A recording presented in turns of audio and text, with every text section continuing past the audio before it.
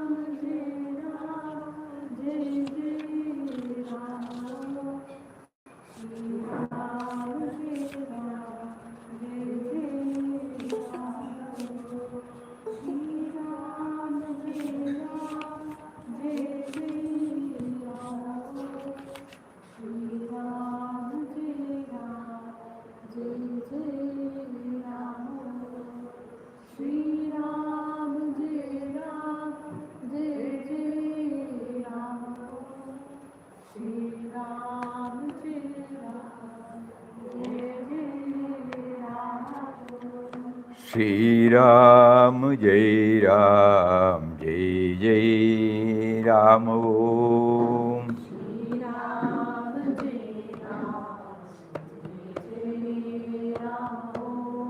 Sri Ram, Jai Ram, Jai Jai Ram Om.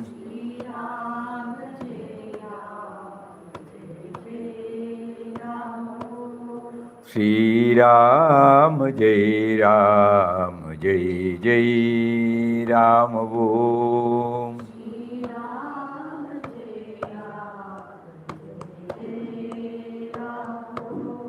Sri Ram, Jai Ram, Jai Jai Ram Om.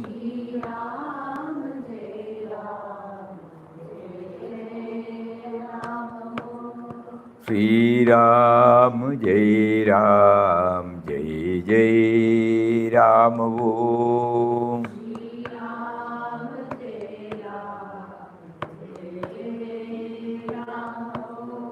Sri Ram, Jai Ram, Jai Jai Ram Om.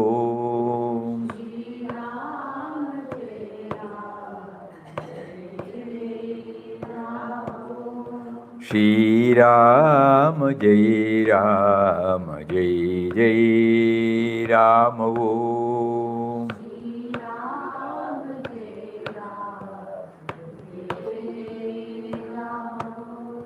Sri Ram, Jai Ram, Jai Jai Ram Om.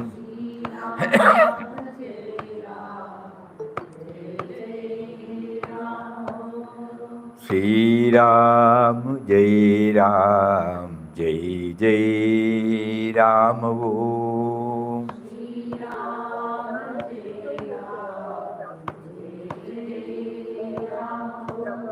Sri Ram, Jai Ram, Jai Jai Ram Om.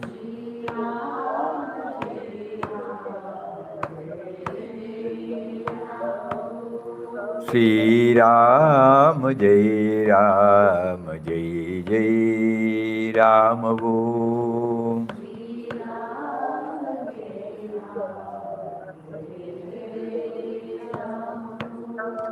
Sri Ram, Jai Ram, Jai Jai Ram Om.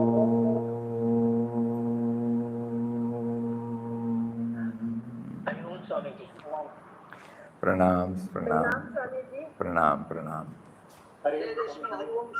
Hari Om, Hari Om, Hari Om, Hari Om, Hari Om. Today, when we were just coming to the Centenary Hall, we were requesting Papa as to what should be taken up today. He gently reminded that you have forgotten one important vital point.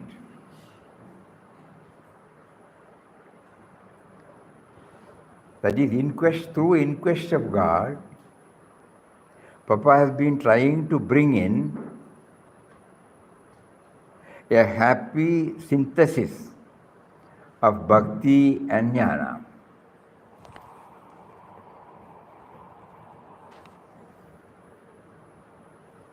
When we come to this, what is this chapter? Calcutta. That is 16th chapter. Technically, we are on the 16th chapter.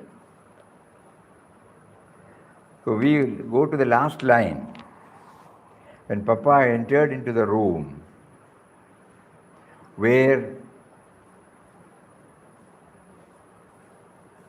Bhagavan Ramakrishna Paramahamsa lived, what happened then? About half an hour passed, thrill after thrill of joy passed through him. He then laid himself flat on the floor of the room and began to roll all over the place, feeling all the while the inexpressible state of ecstasy of bliss. Suddenly, Papa's clarity comes. Intellect cannot give you this idea. Suddenly, it cannot be explained. The feeling got welled up, of the holy presence of the great master, about whom Papa was made to go through. When we go through the passage of divinity, we find he now commenced reading afresh. Previously, he would have read, but that was reading just like all of us are reading. An intense, in-depth study by which the salient vital points are absorbed, assimilated. What were the books? He now commenced reading afresh the lofty teachings of Sri Ramakrishna Paramahamsa, the works of Swami Vivekananda and Swami Ramtirtha, as well as other religious books like the Yoga Vasishtha. So when God provided him to go through not only the wisdom teachings, but also the inspiring life and mission of Ramakrishna Paramahamsa, and when he was taken to the place where, when he was there in body, then ensued what? A thrilling experience, which cannot be brought within the ambit of intellectual knowledge or intellectual approach. So when Papa says, in quest of God throughout, if we go through with this background, that there is a harmonious blending of Bhakti and Jnana. In the first article, he was highlighting about the Jnana and touching about Bhakti, that's all. Highlighting Jnana. God is a subtle and mysterious power.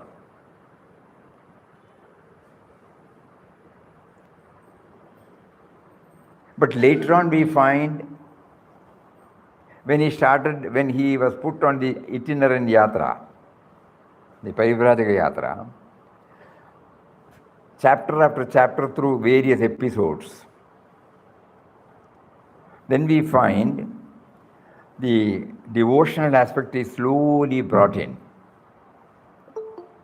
So we should try to see it through that angle. Normally, when we keep on concentrating on the Jnana path, somehow it will slip into a dryness. We may not be able to eke out the positive side of Bhakti. When we concentrate on the Bhakti path, it might take us to the sentimental, emotional, momentary level. But when it is supported by jnana,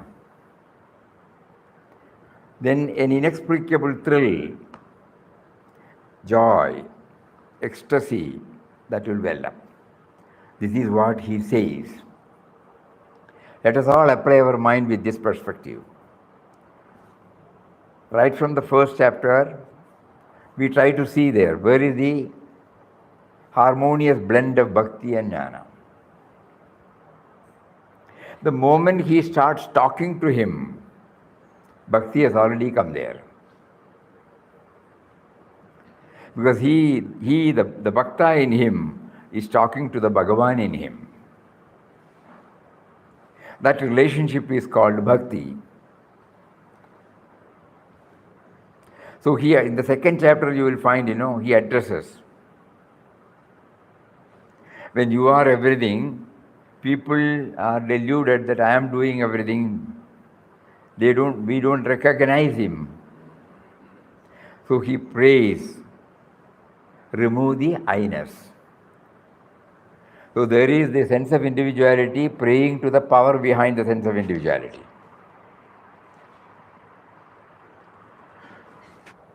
In every chapter, whether it is Rameshwaram, whether it is Srirangam, whether it is Tiruvannamalai, we find that Papa never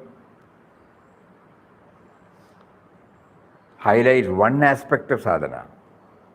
He tries to bring in the highest form of jnana through the simplest way of bhakti. So in this particular chapter, when we go through that, when we keep on, what is it that made him to roll, What is it that made him to recognize the holy teachings of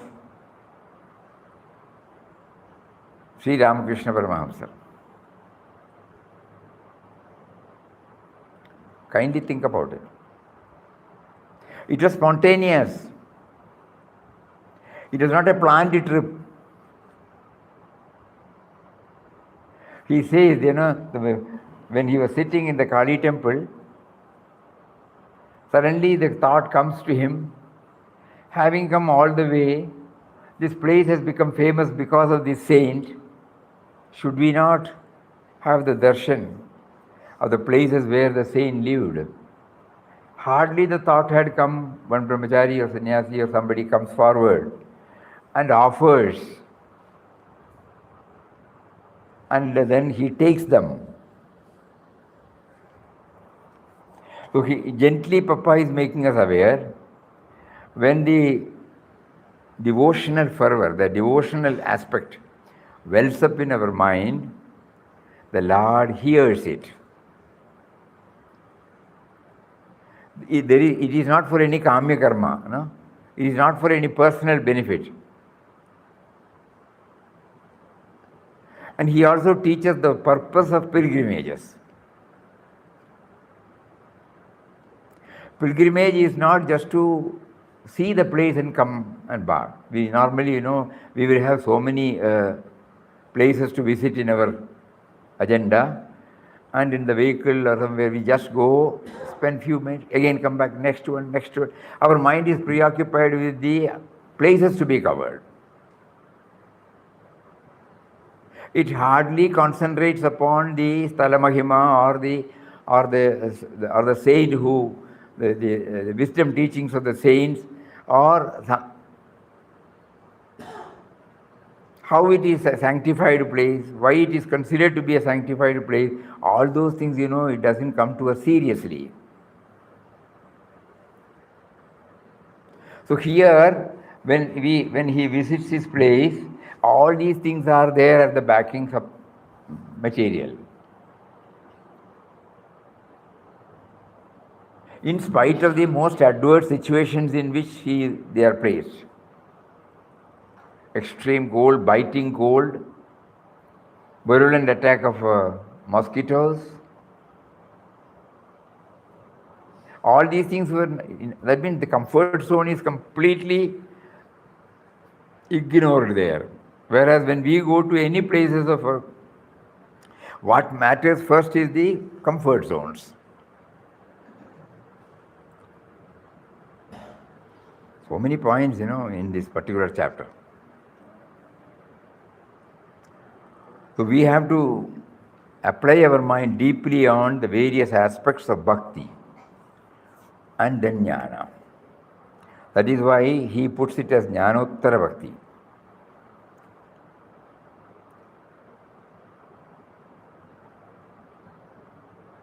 Bhakti should be there.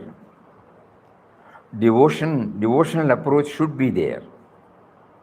But at the same time, it should be supported by the path of knowledge. That is why, though he always brings in Ram as the indwelling and all-pervading spirit and the sense of individuality separate, he is always conscious of that both are one. Ram and Ramdas though Ram and Ramdas are one, Ramdas would always like to be the child or sevak of Ram. Both are there. Though Ramdas and Ram are one, Jnana path, he would always like to be the child and child or sevak of Ram. So there it comes into the Bhakta and Bhagavan.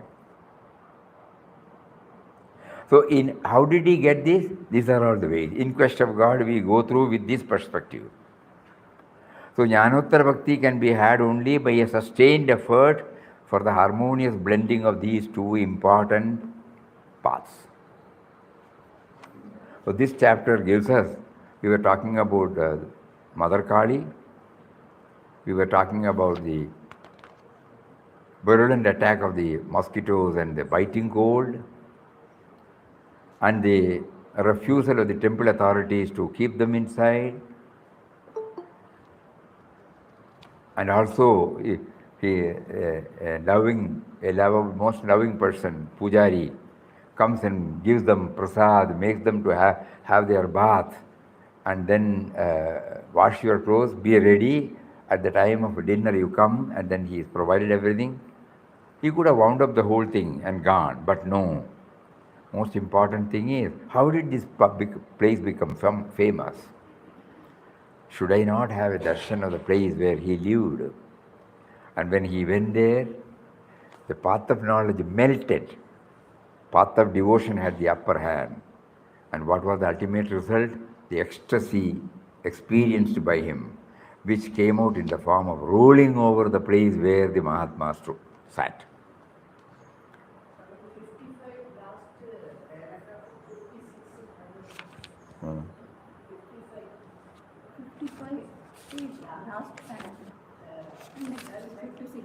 According to the rules of the temple, no outsiders are allowed to sleep during night inside the temple. However, since it is nearly midnight now, it would be hard indeed to send you out in the darkness and cold. O Ram, no rules, no regulations are binding upon thy bhaktas. See? To utter thy glorious name means to be at once free from all bonds, all ties, all rules, all fetters. So here he brings the word bhakta. A very important aspect, which it had not stuck to us previously.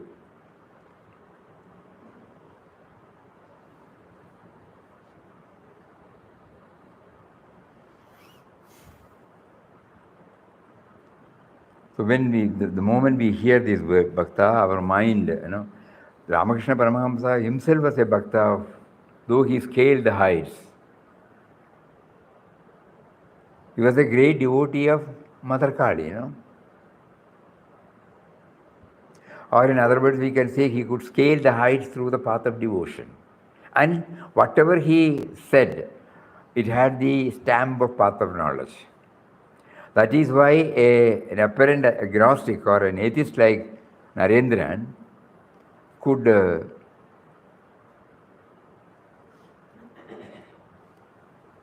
go to him, or how Paramahamsa attracted him. Because his intellect is very, very, very strong. He will not be easily carried away by any emotions. He only asked a simple question, have you seen God? That's all.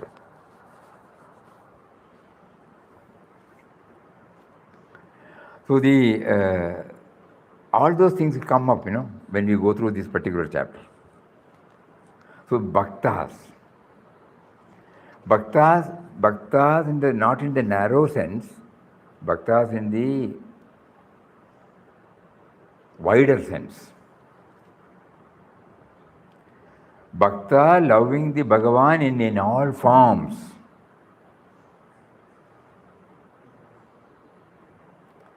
So we request everybody to kindly apply their mind on this particular aspect in this chapter. Ramdas, approaching them, reverently laid his head on them in turns. That is, it was found on a cot on which there were a bed and two cushions used by Sri Ramakrishna, preserved in his memory.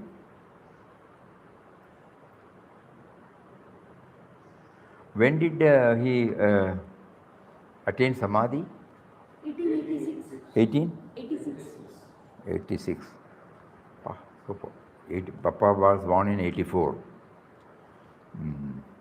38, 39 years back, what he was using, that room was kept like that.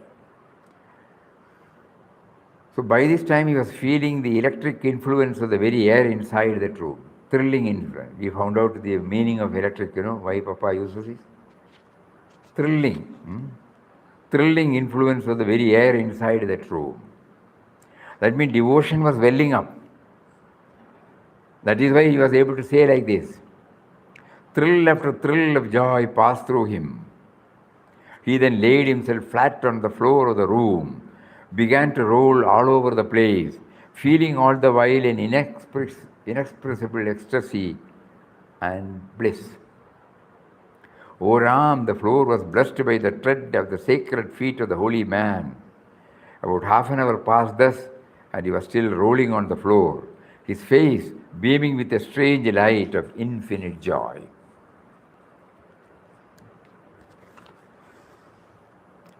Anything else from this chapter? Only it is a must that everybody must have the same experience. Everybody should have same experience. Everybody should have the same experience. Everybody should. I had for me. I went there. He had I was it. there. I was rolling there by Papa, just like Papa. So cool, so nice. Everybody must have the experience. When they go, they will have the experience. It's a blessed state. Yes. Hari Om. Hari Om.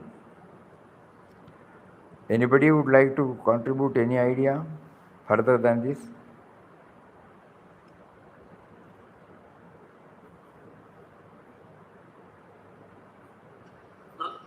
Swamiji, this Papa said, scarcely 5 minutes have passed. Since these thoughts were for the outside and inside, thoughts were the same. Thinking inside and happening outside. Coinciding is that Bhagavan's presence is shown there. God presence. Whenever you think that something good and that happens outside, means God's presence is visible there. Whenever we think inside, that happens outside. That Yeah. within 5 minutes. So he highlights the importance of bhakti or devotion, no?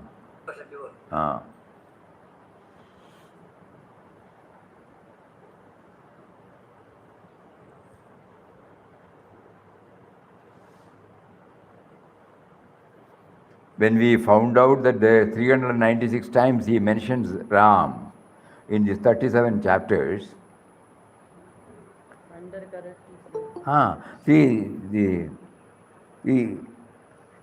he lays stress on this fact. Though we are all Bhagavan's various creation, so technically, theoretically, intellectually we can say we are one with Bhagavan. Tattvamasi, Aham Brahmasmi. All those things are right. but there is no sweetness there.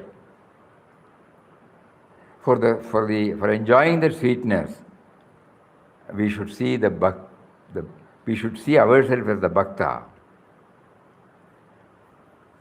consecrating, offering everything with a heart full of love and devotion to the Bhagavan. Yesterday we were reading the 15th chapter, There, Vinobaji was also a great bhakta, I should say, or a path of jnani also. Because they were all concentrating on the impersonal aspect of God. But in the talks on Gita, in the 15th chapter, he says there are only three in the world. Me, the bhakta, the sense of individuality; he, the Bhagavan, the indwelling reality; and rest of the things are articles of worship. It can come only in a bhakti approach. When I take this book, when there is reverence for this book, if the reverence has to well up, the love has to well up, there should be devotion. Otherwise, it is an information-giving material, no? If you treat it as information-giving material. But whereas when we handle this, there will be a touch of reverence, Because to us it is not merely an information-giving article or a material. Though it is giving information what is needed, something more is there.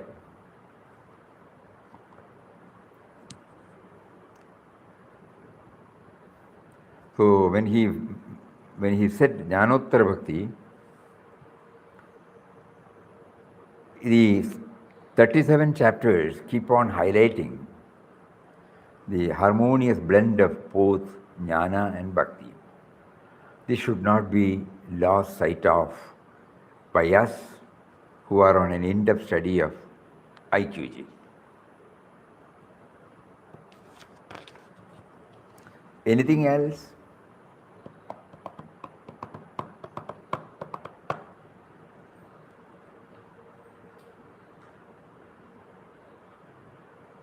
Swamiji's Vairagya was very strong.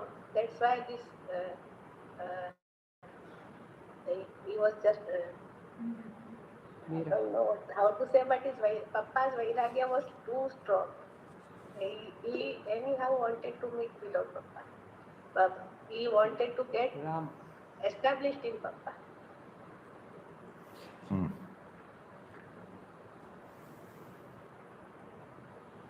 Yes.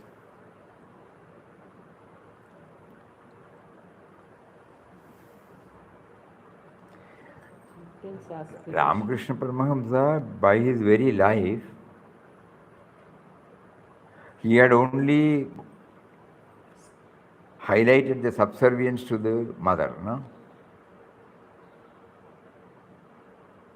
Even when we remember, when one incident, somewhere we have read, when he was subjected to go through certain ecstatic experience, others could not understand. Even Narendra could not understand. He thought it is all, the unsteady nature of the mind. And he openly told him. So just like a child, Paramahamsa went to Mother Kali and said, "This is what he says. Is it right? Is it not an experience you have given me?" Immediately, he got the reply, "Yes, it is an experience." He comes and reports, the innocence, Bhakti in its purest form comes out in the form of innocence. There the intellect does not play much. So Papa must have gone through it intently, and that must be lying there in the subconscious state. So when he was taken to the place where exactly the holy man lived, then it welled up. That came out in the form of this ecstasy which he felt after rolling so many times. Swamiji. In 2000, Swamiji. I went to decide. Please wait, Padma. Please wait, somebody is telling something. No, no, no. You tell. In 2000, an official visit, I went to Kolkata and I went to the point to visit this place where Papa visited. I went with all intense bhakti. Intense bhakti, I went to I Dakshineshwar. went with all intense bhakti. I rolled on the floor where Papa rolled. I did get some thrilling experience, but not ecstasy. Ecstasy, you are right. Yes, Padmaji, now you can speak. Mataji, if you remember when I come to ashram, you told me about, you read about Pathless Path, Yes. where Papa starts with bhakti Yes. and only that leads to vairagya. So probably the only thing we can ask for is bhakti, only pray for bhakti, bhakti and Whatever way he prompts you, we can do it. No? Whatever way, everything is interpreted in the way in which our constitution of the body and mind is there. No? So we must pursue, that is all. We must pursue. They touch and kindle, no? These aspects are in us, in everybody, but Mahatmas touch and kindle by their words of wisdom, and then we become suddenly aware of it. Yes, Swamiji, certainly. Then from there we move to the Taraknath temple, 17th chapter. Anything else there?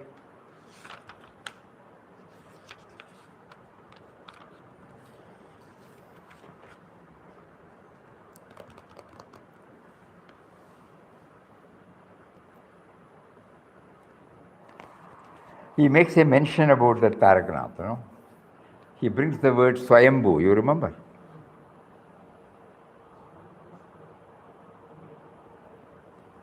That means it has come by itself. It is not that somebody has installed it. No? Normally, temple images are installed, but here it was Swayambhu, and around it the temple came up.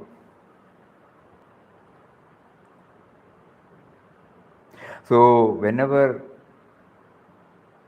there are many such temples in India. Even in remote villages. Even the place where we were living in Wayanad, very near to that there is it was not a temple actually, but flow of water was there, something like Shivalingam was also there, and then aged people belonging to that locality, they were not lettered people, unlettered people, but they said it is Swayambhu. And once in a year they have some ceremonial worship, otherwise no. But people go there, they do prostrate, they spend about a few minutes there and come back. We remember. So Swayambhu means it comes by itself. But for us now, when he mentioned the word Swayambhu,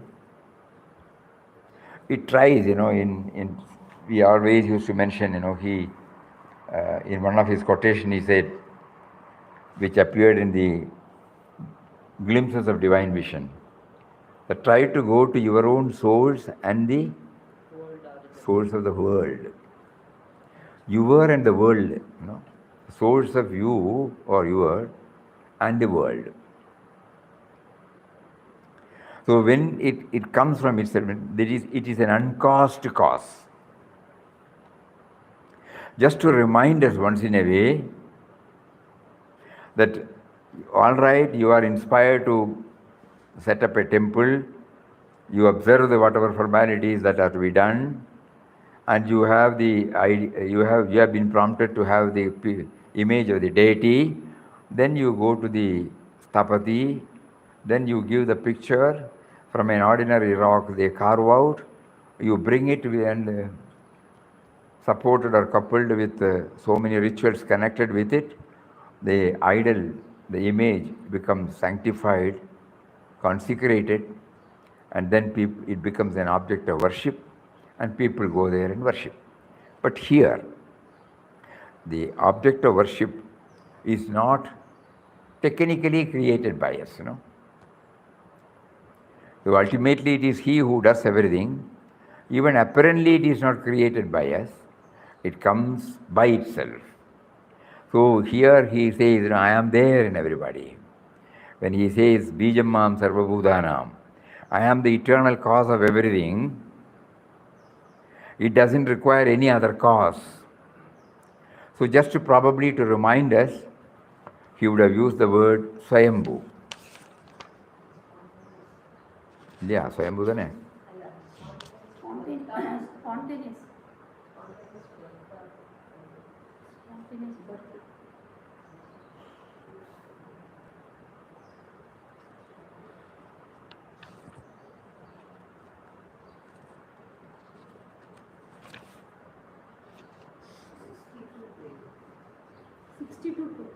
Eh? 62, she said.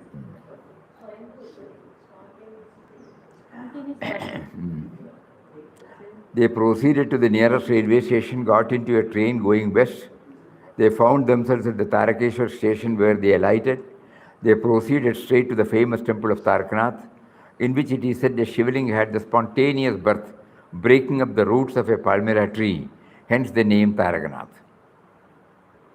Something for this aspect we have not touched during our previous study. And then, what else? 16 inch in diameter, what? Puri. Elaborate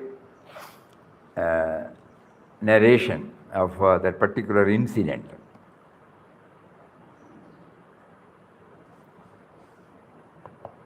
We are bringing before our mind, that person who had this voracious appetite, number one. The manager of the Kendra, the center, Anakshetra.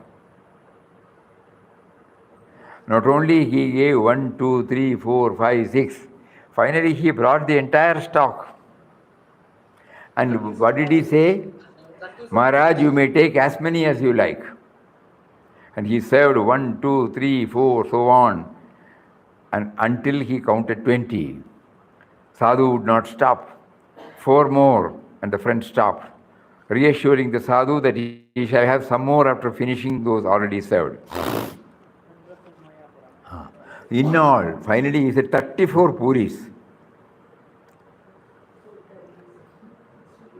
And we are just trying, we are visualizing, the patience, the perseverance, the attitude of seva on the part of the Annakshetra manager. Yes, that's We say rules and regulations, even in organization. Unknowingly, of course, it is a must nowadays. Previously, anybody can walk to any ashram.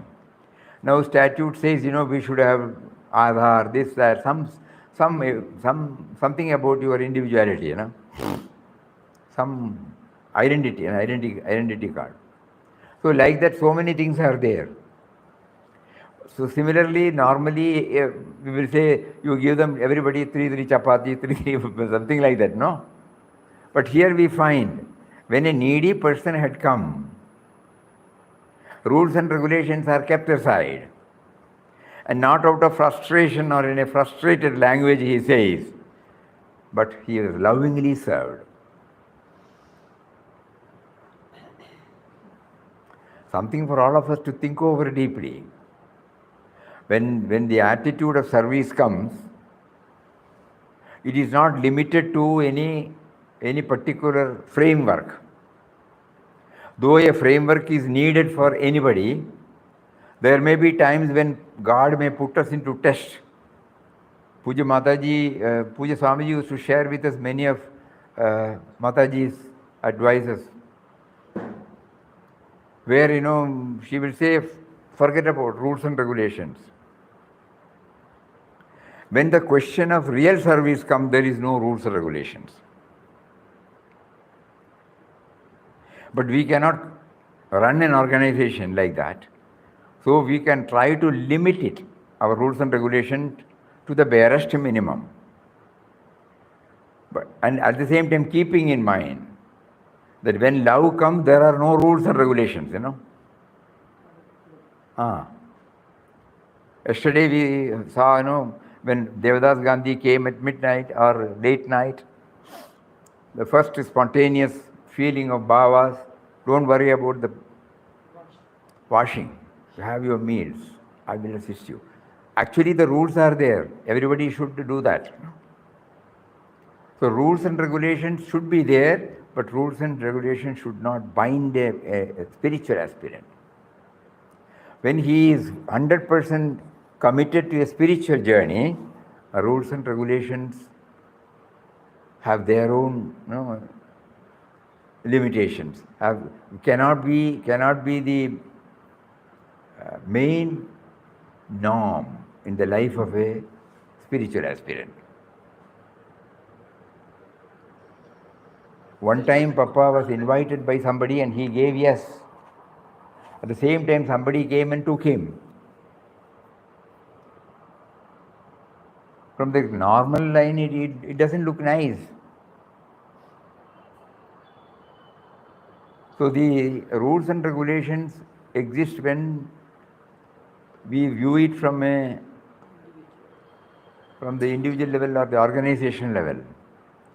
But when we are swayed by love, universal love, these two fade. That is also another lesson we learn from this chapter. Anything else?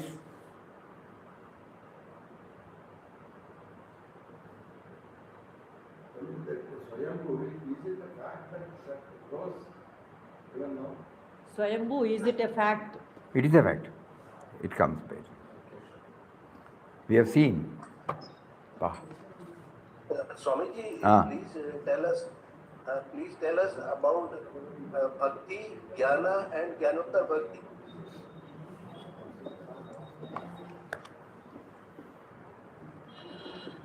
Actually, this is a Bhakti, Jnana and Karma are the tripods.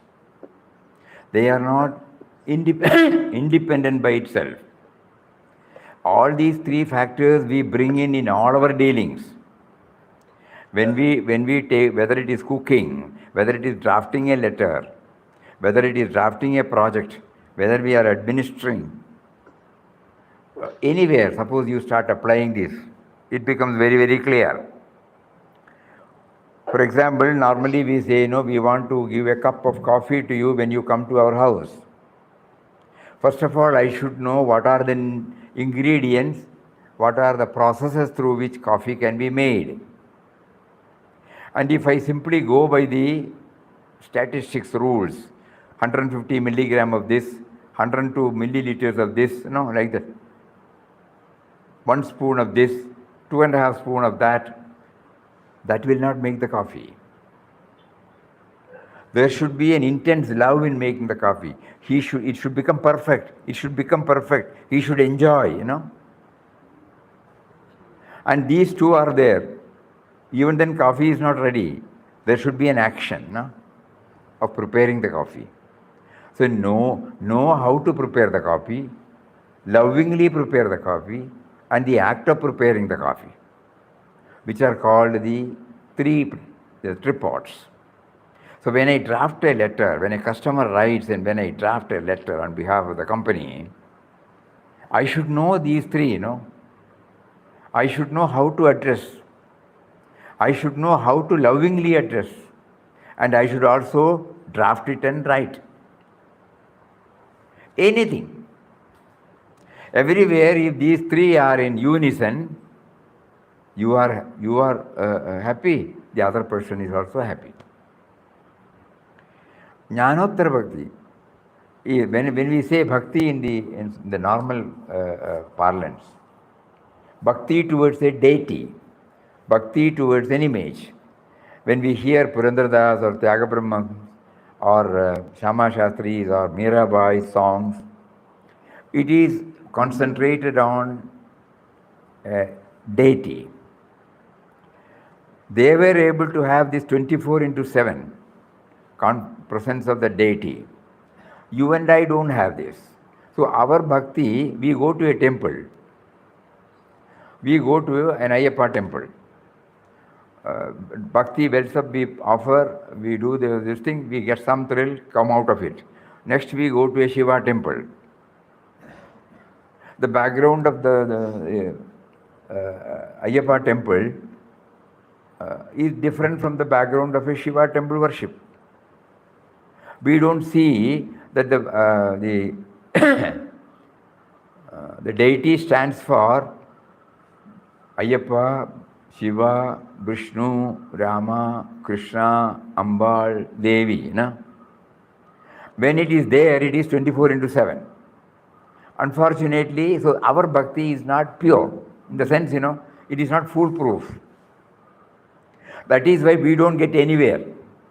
But whereas for all these bhaktotamas, to them everything was, right from the moment they get up till they retire to bed in the waking state, they were always immersed in the presence of that deity. The nameless, formless reality comes in the form of with the name and form. So Jnanottara Bhakti it is not centered to a particular devotee. At the same time, all are the creation of the same God. So there is no particular worship towards a particular form, but at the same time, we develop devotion towards the entire creation. This is what we have seen in the life of Mahatmas. Even Mahatma Gandhi or Vinobaji or Papa, we can see this. It was not centered to a particular deity. That is why in the ashram, Papa has not asked us to have any idol worship here. Not that he is against any idol worship, but he wants us to lift ourselves up. Everywhere we should be able to see the same. At the same time, not belittling the importance of the idol worship. That is why in the Arati, Mataji has included this. Achyudam Keshavam Ramanarayanam Krishna Damodaram Vasudevam Bhaje Sridharam Madhavam Gopika Vallabham Janaki Nayagam Ramachandram Bhaje. Even that aspect also brought out in a small form. Or in our Arati, we used to repeat the Arati which is done in Anandashram, starting from Vinayaka, Jaya Jaya Arati, Vigna Vinayaka. All deities' forms are brought, so that in one prayer, all are brought. So they are all different forms of the same truth. So here Mataji had introduced this to make us know that don't belittle the importance of any idol worship, but ensure that all idols remind us the same. And therefore all creations remind us the same. So let it be given to everybody equally. Not denying somebody, not giving only to somebody. So this is Jnanottara Bhakti. So normally Bhakti, Jnana and Karma are not separate by themselves. In all our dealings we try to bring in, then only the perfection comes or excellence comes. When all these three join together. Knowledge, love and action. Suppose you are doing the gardening, we should know, basically we should know what are the steps needed, preparatory steps, before we plant. We should dig out, there should be a small pit, the subsoil is removed and filled with surface soil, organic materials, and then we plant it. Then we see that because of the storm or breeze, it should not get loosened until the root gets stabilized in the earth, in the soil. It should be firm, so we have to make arrangements to see that it doesn't oscillate.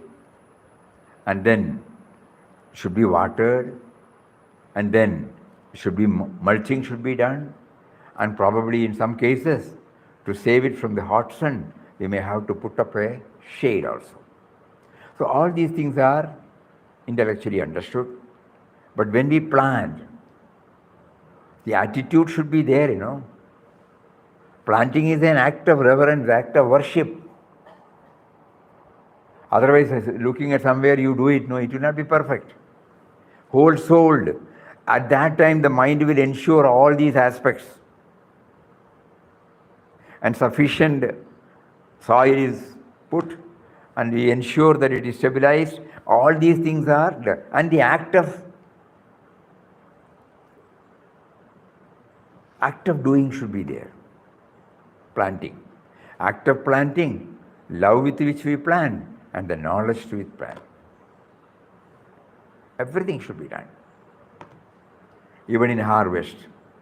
You just start applying, then it will become clearer and clearer to you. When we are on a project, suppose you are an IT man, suppose the boss gives you the target of bringing out a software for a particular thing. First of all, you should know what all the software should deliver. And how do we make the software? And you apply it meticulously, no? And the act of involving in it. All these three are not separately visible, but it is inherent. And when we touch and tap out and bring it out, suddenly you feel the breakthrough, no? And at the time of that breakthrough, there is an inexplicable ecstasy or joy welling up. Might be for a trice, doesn't matter. But the fullness comes. So Jnana, Bhakti and Karma are the tripod, you know, without which the stand cannot stand. And Jnanottara Bhakti is something where, through Papa, what we understand is, it is not limited to a particular form of God. It is to be felt in all forms. Though initially we start with a form, we try to see the same form in everybody. That is why Papa brought in this word Ram, no? And in the first chapter, he gives us some clues. Why some clues? Full clues. To strive to approach and understand Ram is to recede from the world of vanishing forms. Because Ram is the only truth, the only reality. Ram is a subtle and mysterious power that pervades and sustains the whole universe. See? Pervades and sustains. Birthless and deathless is He. He is present in all things and in all creatures, who only appear as separate entities due to their ever-changing forms. To wake up from this illusion of forms is to realize at once the unity or love of Ram. Love of Ram means love of all beings, creatures and things in the world. Because Ram is in all is in Ram, Ram is all in all.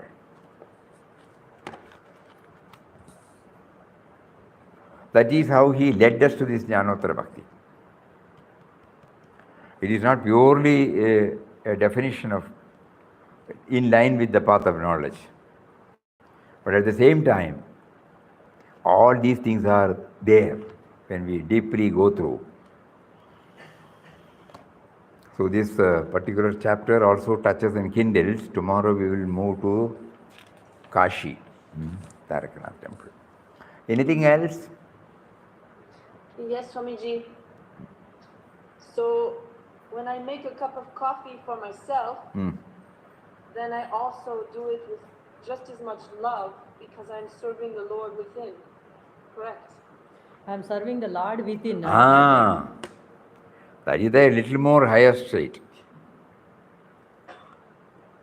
That means we are raising ourselves from the individual level. Exactly, this is what is expected of us. So we keep it as an ideal and try to. The Lord has come in this form. So I am serving Him coffee. So it should be perfect. It should be delicious. that attitude. This is the word exactly used by Vinobaji. When we sweep with a broomstick, he says, we are clearing the courtyard of the Lord. So always this should be writ large. We try, If our Nama chanting becomes effective, it will remind us. Don't do anything haphazardly, absent-mindedly. Do it with full knowledge. Coffee is stimulus. Huh? Coffee, Coffee stimulus. is stimulus. We don't mean coffee alone, anything. That is ignorance. Anything. When we prepare rice, when we prepare khichdi, when we prepare payasam, when we prepare various dishes, this should be there. These three aspects should be there. Otherwise, the moment you put it in your mouth, you can see from the face whether anyone is lacking.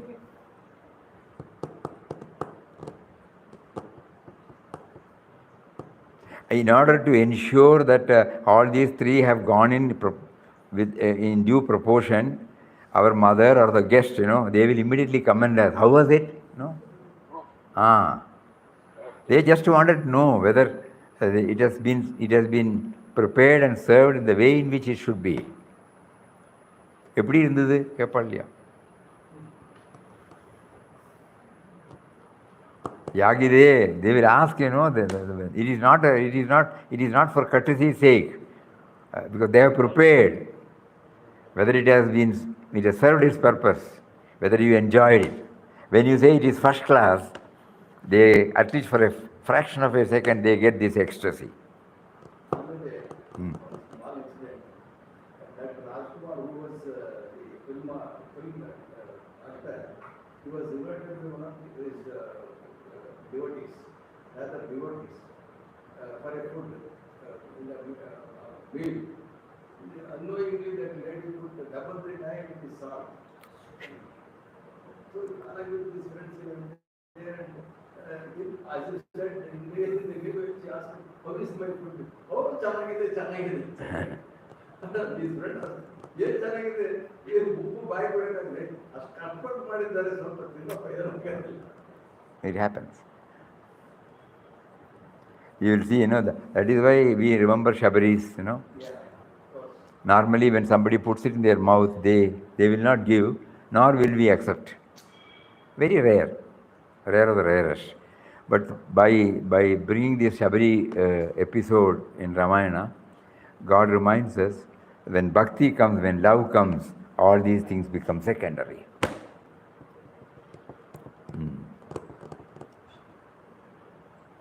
Anything else?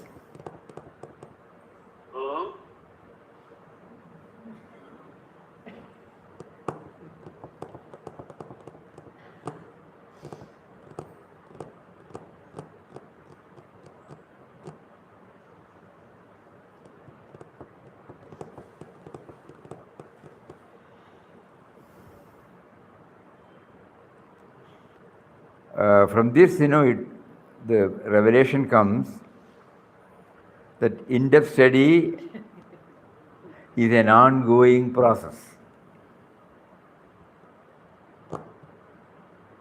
That means God will not reveal us in its entirety.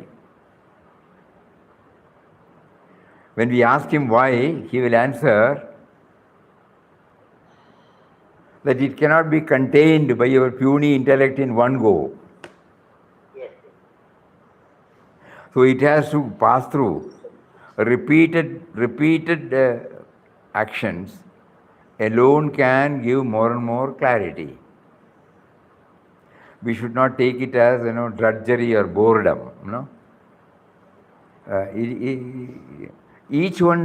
Every time when He makes us to go through it, this we have already read. Our intellect will say, hey, wait, something more is there. So we keep on asking Him, please reveal. And every time He revealed, there is a thrill felt by us, this aspect.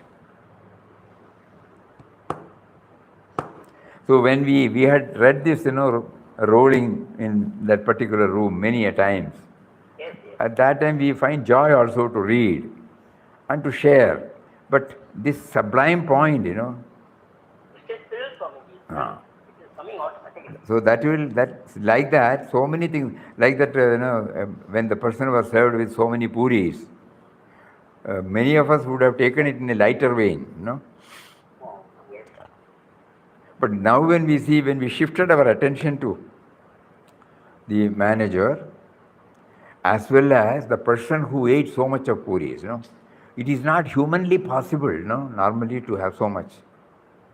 But when the hunger is there, appetite is there, God sees to it that the Vaishwanara, he is helpless. Vaishwanara aspect in him demands so much, and it can, like this, 1, 2, 3, 4, like that it goes. Yes, yes. So the potential nature of Vaishwanara inside, you and I will not be able to, after 5 or 6, you will start vomiting. Kalyana Samayal Sadham. Huh? Kalyana Samayal Sadham. Kalyana sadhana. Kalyana samayam sadhana. He was remembering about one song. Kalyana Samayal Sadham, Kaigarigalum Pramadam, and the Kavirava Prasadam, Idive Yanakku Bodhu. In Maya Bazar. Swamiji, at the end of the chapter, Papa has said in the same chapter. Which chapter? The same one. The whole incident is narrated here, not to in disrespect to the sadhu, yes. but to appraise the reader of the case of a man who had a tremendous appetite, showing forth the wonderful Maya of Ram. So there is something that more to be understood from this. Yeah. There are many angles, many things. Yeah, many angles. The manager, the person who is eating, the person who are observers, and the feelings that we get. Quite right. Yes, now we understand also, this is the same thing that is applied in our academic studies also, Yes. If somebody is... It is, if you take up mathematics or science or geography or history, there is a text, there is a chapter there, and we have to read, and the teacher reads it or explains to some extent. If what teacher says is the full and final, then we don't have to do anything. Then she or he gives us homework, so that we will apply our mind more and more on it and try to dig out. And finally, at the time of examination, no text, no teacher, whatever is absorbed by us, whatever is assimilated by us has to, because we don't know the question also. Only at the examination hall, we know the question paper, the question, and the question is answered right from all these assimilation, nobody to support. So that means unless and until an opportunity is given to know the various angles, not merely the textual content or the superficial content or what the teacher taught. No. Between the lines, so there are so many truths, so many revelations are there. When it is reflected in the answer paper, the valuer, gives full mark. Many teachers would say that they themselves don't know this, that is how even the question papers are drafted. A conscientious teacher, when he goes through the answers of the previous one, he will know, this also contains this, to touch and kindle. So even in our ordinary studies, ordinary pursuits, this rule is there, not merely by the content, but we have to apply our mind more and more. And the more we delve deeper and deeper into it, we find the inner riches.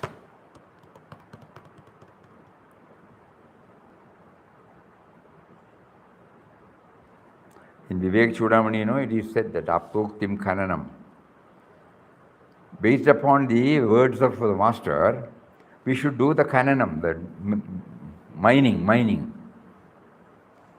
And then at the finally we get the treasure. So this, what is called this mananam, is not merely with what has been apparently made known. Something deeper in this. Shravana, Manana, Nityasana. All those things are there, correct. So the mananam is something by which, we try to go deeper, deeper, deeper. In Papa's case, when he went deeper and deeper, it came out in the form of these expressions or narratives. But we, the hearer or the reader, if we are merely guided by what has been written, we are missing the bus, we are missing the opportunity provided by him. So any reading will help us only when we apply it seriously in our mind and then go deeper and deeper and deeper. And this is what is now Papa is proving to us when when he makes us to go through and read it again and again and again and again. How many times we have repeated the same word? It is not boring to us because we are finding a new light. Let us be, we are deeply grateful to him for taking us like that and giving us the assurance, that he is guiding us, he is guiding us, he is guiding us. Hari Om.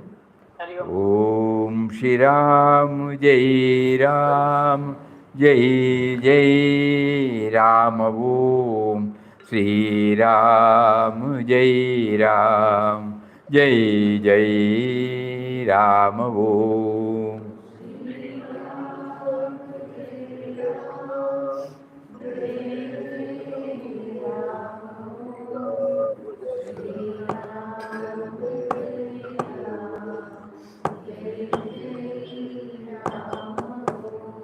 Shri Ram Jai Ram Jai Jai Ram Om.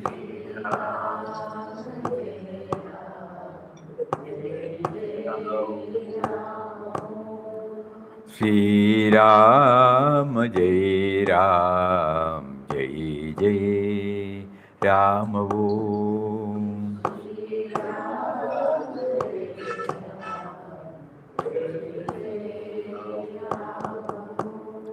Shri Ram Jai Ram Jai Jai Ram Om Shri Ram Jai Ram Jai Jai Ram. Hari Om, Hari Om, Hari Om, Hari Om, Hari Om, Hari Om. Namaskaram, Namaskaram. Hari Om, Hari Om.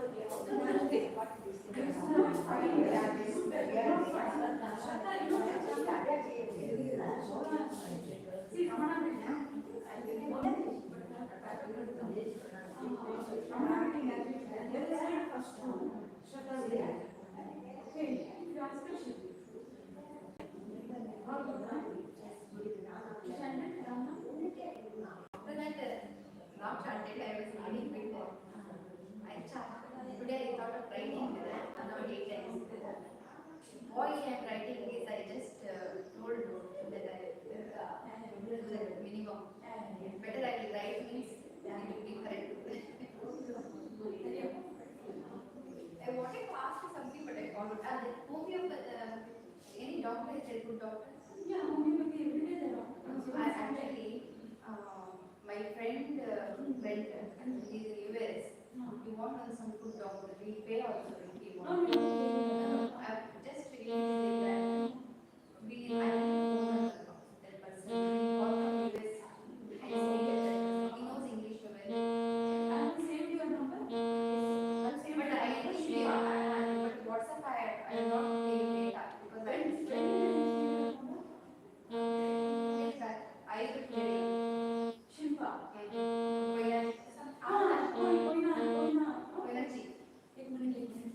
Same. Now, if you give number, only I write it because I didn't put a data. Only call is I can call.